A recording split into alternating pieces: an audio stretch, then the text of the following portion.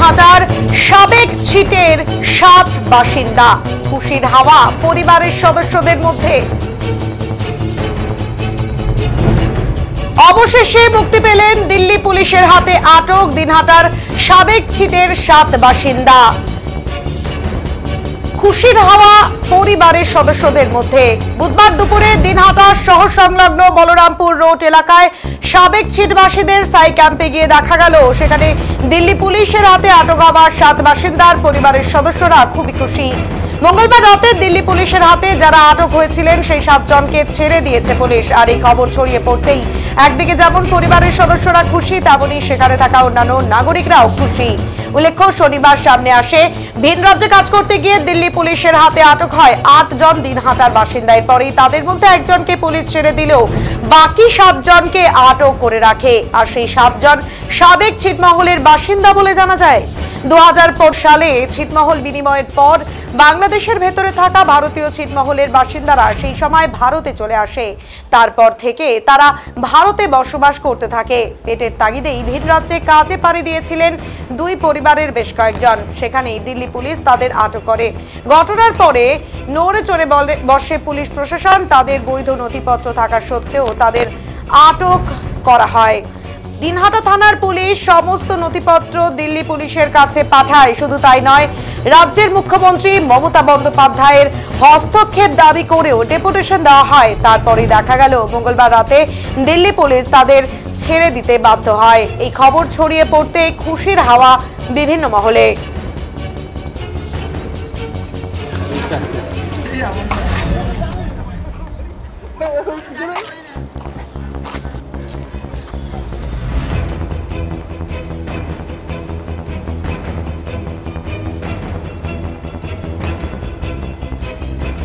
অবশেষে মুক্তি পেলেন দিনহাটার 7 জন বাসিন্দা। সাবেক ছিটের এই 7 বাসিন্দা মুক্তি পাওয়ায় খুশির হাওয়া পরিবারের সদস্যদের মধ্যে। অবশেষে মুক্তি পেলেন দিল্লি পুলিশের হাতে আটক দিনহাটার সাবেক ছিটের ওই 7 বাসিন্দা। খুশির হাওয়া যেমন গোটা দিনহাটা জুড়ে, তেমনি সাবেক ছিটের বাসিন্দাদের মধ্যেও দেখা গিয়েছে খুশির আমেজ। মঙ্গলবার রাতে দিল্লি পুলিশের হাতে যারা আটক হয়েছিলেন সেই 7 জনকে ছেড়ে দিয়েছে পুলিশ। আর এই খবর ছড়িয়ে পড়তে একদিকে যেমন পরিবারের সদস্যরা খুশি, তেমনি সেখানে থাকা অন্যান্য নাগরিকরাও খুশি। উল্লেখ্য, শনিবার সামনে আসে ভিন রাজ্যে কাজ করতে গিয়ে দিল্লি পুলিশের হাতে আটক হয় 8 জন দিনহাটার বাসিন্দা। একজনকে এরপর ছেড়ে দেওয়া হয়, বাকি থাকে 7 জন। বাচ্চা মহিলা মিলিয়ে মোট 7 জন থাকে। 2015 সালে ছিটমহল বিনিময়ের পর বাংলাদেশের ভেতরে থাকা ভারতীয় ছিটমহলের বাসিন্দারা ভারতে চলে আসে। তারপর থেকে তারা ভারতে বসবাস করতে থাকে। পেটের তাগিদেই ভিন রাজ্যে যায়। এরপরই এমন হয়, নড়ে চড়ে বসে পুলিশ প্রশাসন। বৈধ নথিপত্র থাকা সত্ত্বেও তাদের আটক করা হয়, এমনটাই অভিযোগ ওঠে বারংবার।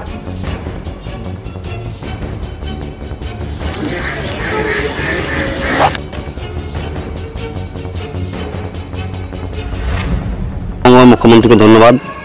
আর তারপর আমরা দিনহাটা থানায় গিয়েছিলাম, ওখানে পিটিশন দিয়েছিলাম। তারপর দিনহাটার উন্নয়ন মন্ত্রীর কাছে গিয়েছিলাম। এসডিও বিডিওতে সব জায়গায় কাগজ দেওয়ার পর রাত্রি 12টার পরে ছেড়ে দেওয়া হয়েছে। এখন ওনারা কোথায় রয়েছে? এখন ওরা ওখানেই আছে। ওনারা কি চলে আসবেন? চলে আসবেন, কিন্তু ওখান থেকে ট্রেন পৌঁছবে রাত্রিবেলায়। রাত 11:40-এর দিকে ওখান থেকে ব্রহ্মপুত্র মেল ট্রেন আসে, হয়তো ওই ট্রেনে আসবে। ওনাদের কাছে কি টাকা পয়সা আছে? টাকা পয়সা তো ছিল, কিন্তু এখন তো আর জিজ্ঞাসা করিনি টাকা পয়সা আছে কিনা। কিন্তু টাকা পয়সা না থাকে এখান থেকে পাঠাতে হবে। বলছি যে ওদেরকে তো ছেড়ে দেওয়া হলো, কতটা খুশি আপনারা? খুশি তো অনেক, কারণ 3-4 দিন ওরা ওখানে পয়সা ছিল। 3-4 দিন পর আমার বাড়ির লোকের সঙ্গে কথাবার্তা হয়ে যেত, অনেক খুশির ব্যাপার এটা। কাকে ধন্যবাদ জানাবেন? ধন্যবাদ সর্বপ্রথম জানাবো আমাদের পশ্চিমবঙ্গ সরকারকে, তারপর উন্নয়ন মন্ত্রী উদয়ন গুহকে, তারপর দিনহাটা থানা পুলিশ প্রশাসন যারা আমাদেরকে সাহায্য করেছে, সকলকে ধন্যবাদ। বলবো যে সর্বপ্রথম তো হচ্ছে আমরা অনেক খুশি। কিসের জন্য না, ওরা বন্দি ছিল, অনেকটা পরেশান ছিল, কিন্তু এখন সবাই সহযোগিতা করছে। আমাদের হচ্ছে মমতা ব্যানার্জি করছে, দিনহাটার হচ্ছে উদয়ন গুহ আর হচ্ছে দিনহাটার পুলিশ প্রশাসন সবাই সহযোগিতা করার পর এখন ওদেরকে ছেড়ে দিয়েছে। আমরা খুব খুশি, সবাইকে ধন্যবাদ জানাই। হ্যাঁ, পাশাপাশি হচ্ছে আমাদের মিডিয়াওয়ালা, পাশাপাশি গ্রামবাসী সবাই মিলে সহযোগিতা করার পর ওদেরকে ছাড়ছে। এখন আমরা অনেকটা খুশি, অনেক খুশি।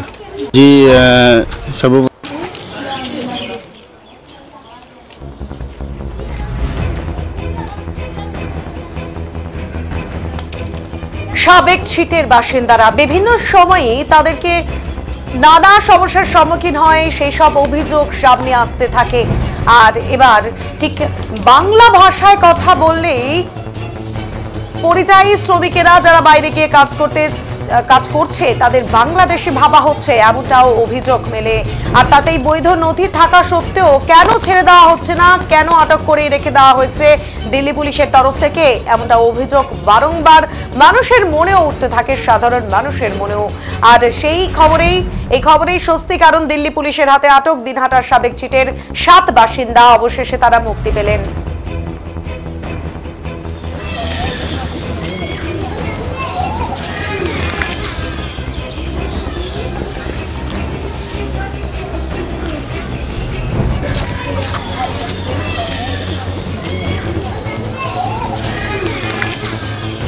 ওই লোকের সাহায্য করে যারা ধরা পড়ছে।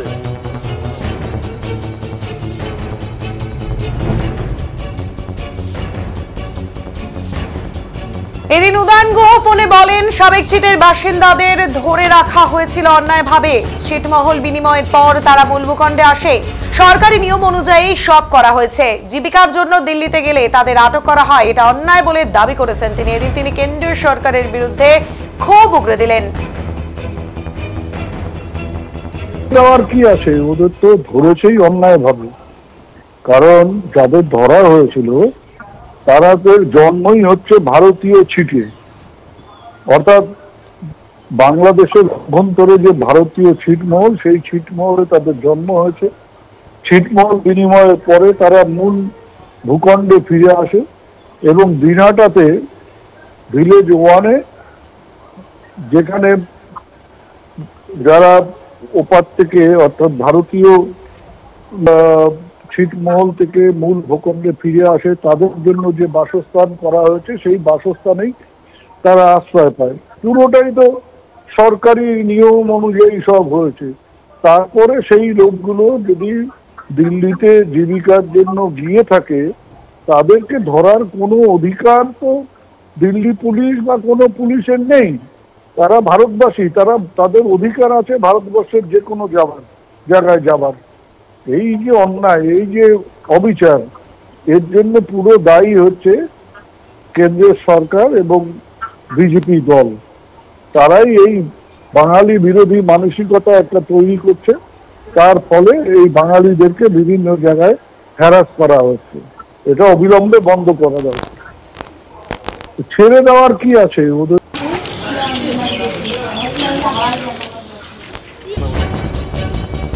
তবে এ বিষয়ে বলে রাখা ভালো, হাসিনা সরকারের পতনের পর বাংলাদেশের তরফ থেকে, বর্তমানে ইউনিস সরকারের তরফ থেকেও যেভাবে বিভিন্ন মহলে, বিশেষত সোশ্যাল মিডিয়ায় ভারত বিদ্বেষী মনোভাব এবং ভারতের বিরুদ্ধে গোপন কার্যকলাপ যেভাবে বেড়েছে, পাচার যেভাবে অন্য মাত্রায় চলে গিয়েছে, সেখানে দাঁড়িয়ে ভারতীয় স্বরাষ্ট্র মন্ত্রক আগাগোড়া কিন্তু এই বিষয়গুলি, বিশেষত যে বিভিন্ন জায়গায় পাচারের সাথে সাথে মানুষ যে অবৈধভাবে প্রবেশ করছে এ দেশে, সেই জায়গাগুলোতে এখন বেশি করে নজর দিয়েছে।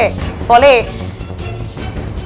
এই মুহূর্তে দাঁড়িয়ে দিনহাটা এবং সংলগ্ন এলাকাগুলোতে যেভাবে অবৈধ প্রবেশ বা অনুপ্রবেশ রোখার জন্য তৎপর স্বরাষ্ট্র মন্ত্রক, সেখানে দাঁড়িয়ে বিভিন্ন রাজ্য থেকে অবৈধভাবে যারা রয়েছেন, বিভিন্ন হাজারে এক এক জায়গায় কিন্তু বাংলাদেশে অনুপ্রবেশকারীদের ধরতে সক্ষম হয়েছে পুলিশ। সেই জায়গায় দাঁড়িয়ে দিল্লি পুলিশেরও তাই স্বাভাবিকভাবে বিভিন্ন জায়গা থেকেই চলছে এই অভিযান। আর দিল্লি পুলিশ এরপর বৈধ নথিপত্র কিন্তু যাচাই করে 5 দিনের মাথায় আজ ছেড়ে দিল বাকি 7 জনকে। এ বিষয়ে দিল্লিতে আটকে থাকা বা এতদিন পর্যন্ত যারা আটক ছিলেন পুলিশের হাতে, দিল্লি পুলিশের হাতে, কি জানাচ্ছেন সেই পরিযায়ী শ্রমিকেরা, শুনবো।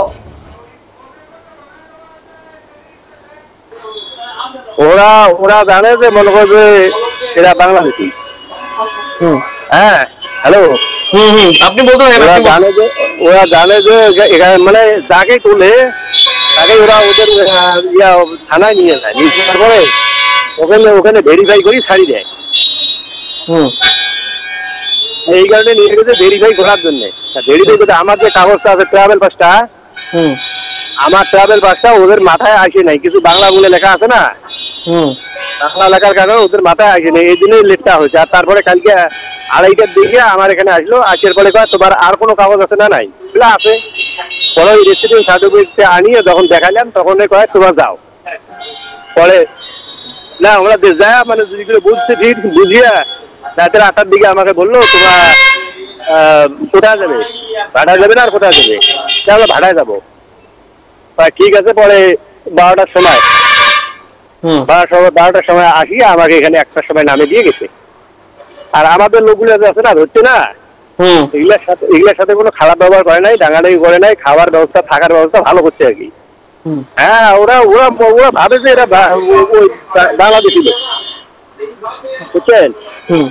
নিয়ে যাওয়া যে মানে ওরা ভেরিফাই করবে না, ভেরিফাই করে যে একটা কাগজ ছিল না, ওরা বুঝবে নাই, ওই জন্যই এই দেরিটা হলো।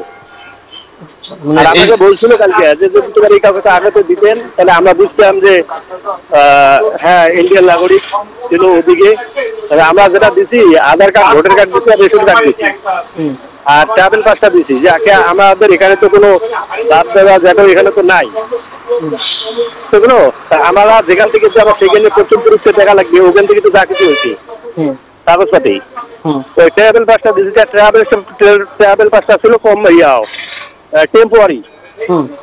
এখন ট্রাভেল পাস দেখিয়ে তো বাদ বাকি কাগজগুলো করছি। এখন প্রথম দিচ্ছে রেসিডেন্ট সার্টিফিকেট,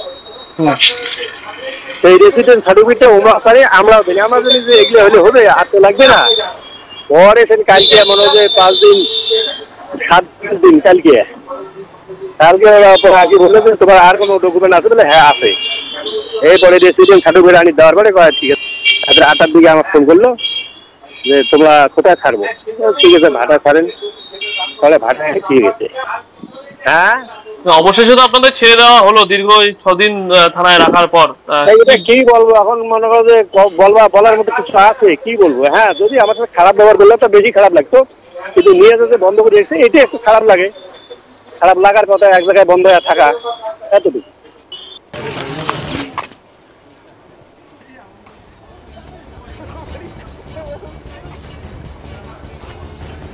আর দিনহাটার ছিটমহলে এই মুহূর্তে রয়েছে আমাদের সহকর্মী শুভদীপ, কি জানাচ্ছেন তিনি শোনাবো।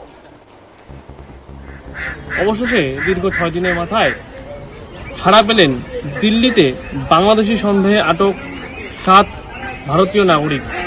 সাবেক ছিটমহলের এই যে ক্যাম্প, সেখানে কিন্তু তারা 2015 সালের পর এদেশে আসার পর সেখানেই ছিলেন এবং পেটের তাগিদে ভিন রাজ্যে পাড়ি দিয়েছিলেন কাজের সন্ধানে। সেখানে দিল্লি পুলিশের হাতে 3 শিশু সহ এক মহিলা সহ 7 জন কিন্তু তারা আটক হয়েছিলেন দিল্লি পুলিশের হাতে। এরপরেই দিল্লি পুলিশ তাদের কিন্তু আটক করে বেশ কয়েকদিন তাদের সেখানে রাখে।